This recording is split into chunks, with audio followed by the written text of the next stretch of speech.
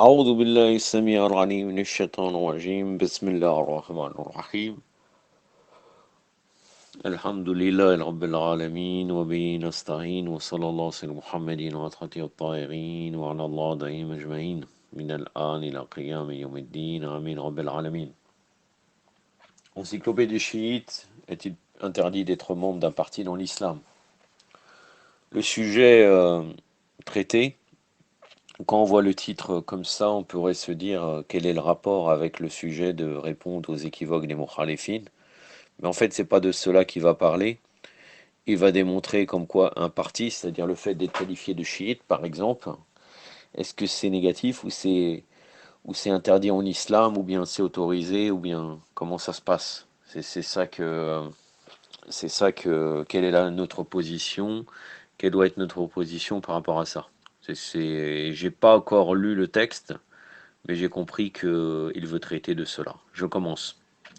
Certains requièrent qu'un musulman ne doive pas s'appeler autre que musulman. Il cite les versets du Coran et qui dénoncent le sectarisme et comme tel, ils conclurent quelques membres d'un parti. Donc là, qu'être membre d'un parti, ça veut dire qu'être chiite, par exemple. Et c'est un parti. Et interdit pour les musulmans. Il est vrai que l'islam soit contre le sectarisme et la division de partis. Cependant, être membre d'un parti ne signifie pas nécessairement du sectarisme, à moins qu'un tel parti soit elle-même une secte. Néanmoins, cette opinion ne contredit pas le Coran. En fait, Allah parfois emploie d'autres termes que musulmans. Par exemple, dans certains passages du Coran, Allah mentionne un groupe de musulmans ayant le titre de Hezbollah, qui signifie le parti d'Allah. Si faire partie d'un groupe offense Allah, l'islam et le Coran, et de ce fait nous oblige d'être seulement des musulmans, alors Allah deviendrait sectaire, qu'Allah nous en protège en favorisant son propre parti. Le fait qu'Allah utilise un nom différent, c'est parce qu'il s'adresse à un groupe de musulmans fortement vertueux. D'ailleurs, tout parti ayant le nom de parti d'Allah est un musulman, mais l'inverse n'est pas nécessairement vrai.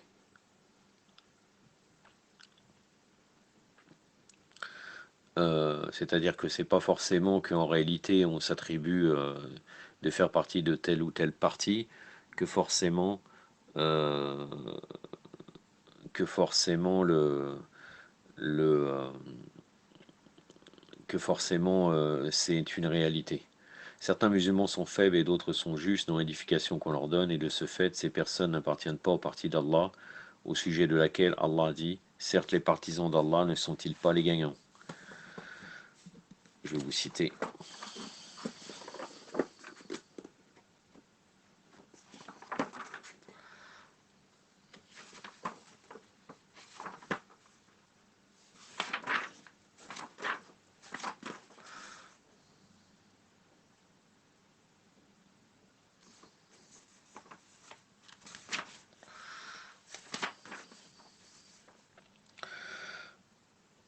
C'est la fin du verset. A'udhu billahi samir al-alim minash shaitanir rajim. Donc, soit la discussion, c'est ça, c'est soit la discussion. El-Mujaddala, donc la sourate 58, le verset 22. A'udhu billahi samir al-alim minash shaitanir rajim.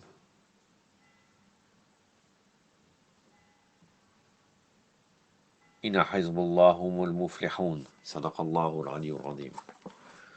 Ceci prouve que les autres groupuscules dans l'islam seront condamnés et perdants. En fait, l'origine du mot musulman vient du prophète Ibrahim alayhi salam. Le Coran le déclare sur le prophète Ibrahim alayhi salam. Ibrahim n'était pas juif ni un chrétien, mais il était un homme et un musulman soumis droit, et il n'était pas un idolâtre. La sourate Ali Imran, le verset 67.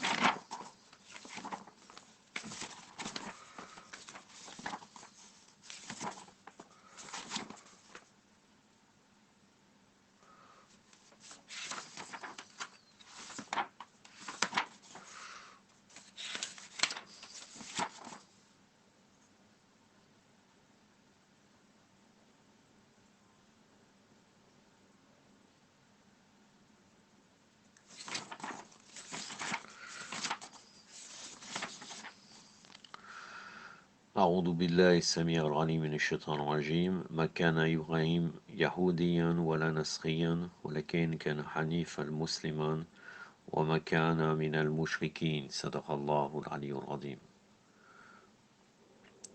En outre, dans un autre verset, Allah déclare que le prophète Ibrahim, alayhi salam, est celui qui nous nomma musulmans. C'est la religion de votre père Ibrahim vous a nommé musulmans avant. La sourate 22, le verset 78. Donc c'est la sourate Al-Hajj. La sourate du pèlerinage, verset 78.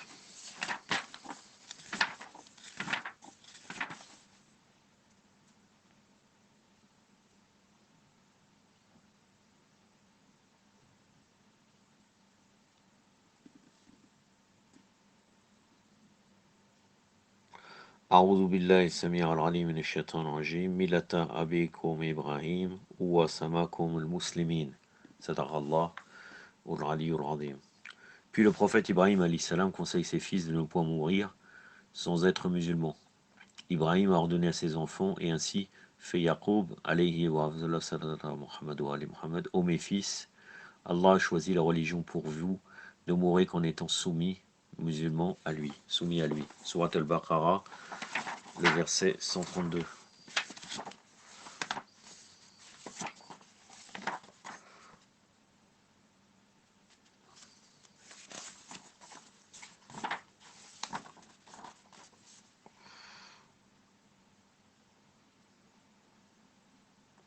أعوذ بالله السميع العليم من الشيطان الرجيم ووصى بها إبراهيم بنيه ويعقوب يا بني إن الله اصطفى لكم الدين فلا تموتن إلا وأنتم مسلمون صدق الله العلي العظيم.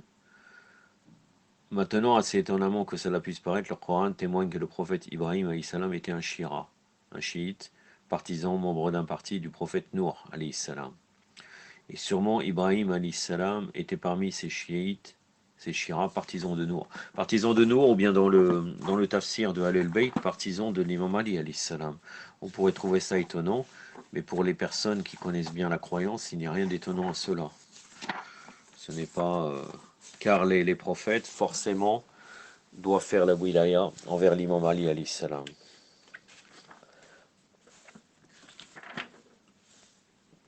أعوذ بالله السميع العليم من الشيطان الرجيم وإن من شيعتي لا إبراهيم صدق الله والعلي العظيم. Sourate As-Saffat, sourate les rangées. On peut se demander pourquoi le prophète Ibrahim, qui s'est nommé musulman, puis conseille les autres de même jusqu'à la mort, reçut le titre de Shira, partisan. Ceci prouve que le fait d'être le partisan de Nour, alayhi salam, ne contredit pas sa personnalité musulmane. Maintenant, nous nous rendons compte qu'étant membre d'un parti et ne contredit pas notre identité en tant que musulmans, autant que le chef de ce parti est nommé par Allah, ou du moins que ce chef ne régit point les choses en contradiction avec les ordres d'Allah et de son prophète. Supposons qu'il existe un parti ayant un imam de leur nom et un tel. On peut souscrire à ce parti tant que ses partisans ne préfèrent pas l'ordre de l'imam aux dépens de celui du prophète, sallallahu alayhi wa sallam. À quel moment un parti devient une secte et dénoncé de ce fait par Allah? La réponse que ce sera une secte si ces imams agissent et promulguent des décrets contre les commandements divins ou de son prophète, ou lorsque nous, Shira, préférons l'ordre de l'imam aux directives d'Allah et de son prophète. Ceci a été sévèrement condamné dans le Coran, et une telle partie n'est pas une école toutefois qu'elle adhère à l'islam. Ce parti novateur ne divise que ses disciples de la religion d'Allah en secte, mais qu'Allah nous protège contre de tels partis. Donc en vérité, c'est uniquement le parti d'Allah qui est relié avec le prophète et les Ahlul Bayt qui est valable. La prochaine fois, Inch'Allah, ça sera le terme Shira dans le Coran et les hadiths. Je regarde si ça sera... oui, ça sera beaucoup plus long qu'aujourd'hui en fait. C'est même très très très long. Inch'Allah. Yaktafi bihadha al-qadr. Wa sallallahu ala Muhammadin wa atrati at-tahirin. Wassalamu alaikum wa rahmatullah.